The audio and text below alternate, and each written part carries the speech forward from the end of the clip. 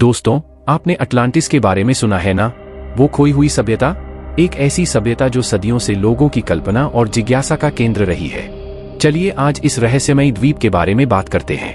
क्या ये सच में था या सिर्फ एक मिथक? सबसे पहले ये कहानी हमें ग्रीक दार्शनिक प्लेटो ने बताई थी। प्लेटो, जो अपने समय के सबसे महान विचारकों में से एक थे, ने इस कहानी को अपनी किताबों में दर्ज किया। उन्होंने 360 ईसा पूर्व में अपनी किताबों में अटलांटिस का जिक्र किया था। प्लेटो ने इसे एक आदर्श समाज के रूप में प्रस्तुत किया जो अपने समय से बहुत आगे था। अब सवाल यह है कि अटलांटिस हकीकत थी या महज एक कल्पना? क्या प्लेटो ने इसे एक दार्शनिक दृष्टांत के रूप में लिखा था या ये एक वास्तविक स्थान था? इस बात पर आज भी बहस चल रही है। विद्वानों और इतिहासकारों के बीच इस विषय पर गहन चर्चा होती रही है।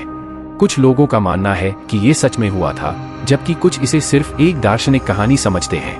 प्लेटो के समय के बाद से अटलांटिस की कहानी ने कई लोगों की कल्पना को प्रेरित किया है। प्लेटो के मुताबिक अटलांटिस एक ताकतवर और तरक्कीयाफ्ता सभ्यता थी जो आज से तकरीबन 9000 साल पहले थी।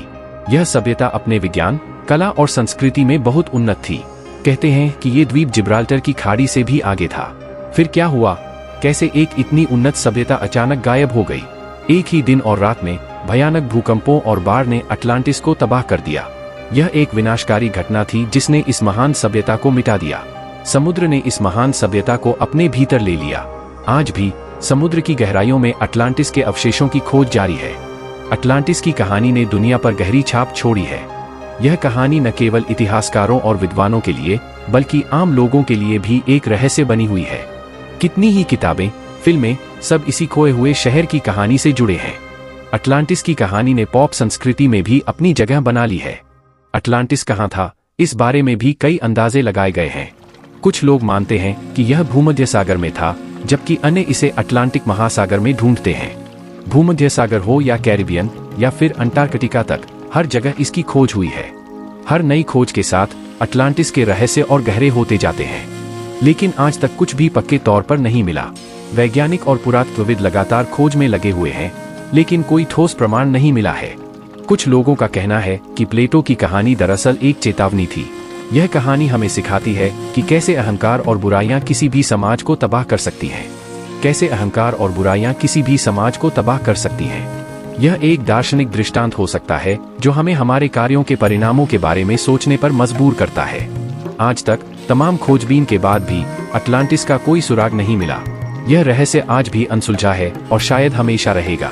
इसलिए ये इतिहास के सबसे बड़े रहस्यों में से एक है। अटलांटिस की कहानी ने हमें यह सोचने पर मजबूर कर दिया है कि क्या हम कभी इस रहस्य को सुलझा पाएंगे।